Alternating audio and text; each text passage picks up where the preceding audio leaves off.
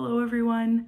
Lent begins March 2nd with Ash Wednesday. We have a lot of different offerings that are happening at State College Presbyterian Church, and I hope that you'll check out our website and other communications to know which ones you want to engage with, which ones are best for you and for your schedule. One in particular that I would like to invite you to is a journey into fasting. Fasting not from food, but from attitudes and postures that keep us from connecting with God and from each other. Fasting has long been associated with Lent, and we normally start this season reflecting on Jesus' journey into the wilderness, where he fasted for 40 days.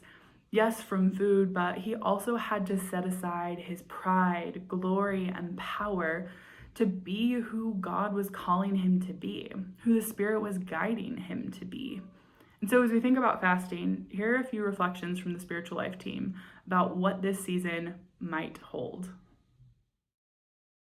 I grew up in Du Bois. I just thought it was about giving something up. And so when I was in seminary, this idea of fasting being something that created space and allowed you to kind of move aside some of the clutter of life so that you could attend to your own spiritual journey and recognize where God was in the world and what God was doing in your life and in the communities that you were a part of became new and exciting for me. So I think Now that I'm a little further along in my faith journey, I believe fasting is less about what we're giving up and much more about what we're making room for. When we fast, we exchange what we need to survive for what we need to live, which is more of God, more love, more forgiveness. giving up TV, giving up technology, things like that. But the giving up of those things isn't so much so that we don't have them in our lives, but so that we have room for other things in our lives. And it's a season to help us really be more aware of those other things. I believe the real fast that God wants is not to punish our bodies, but to change our lifestyles. Fasting trains us to desire different things, better things. It creates space for the Spirit to produce the fruit of generosity in us, in all of us.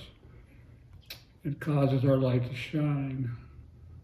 God cares about people, and in our fallen state, we tend toward caring only for ourselves at the expense of others.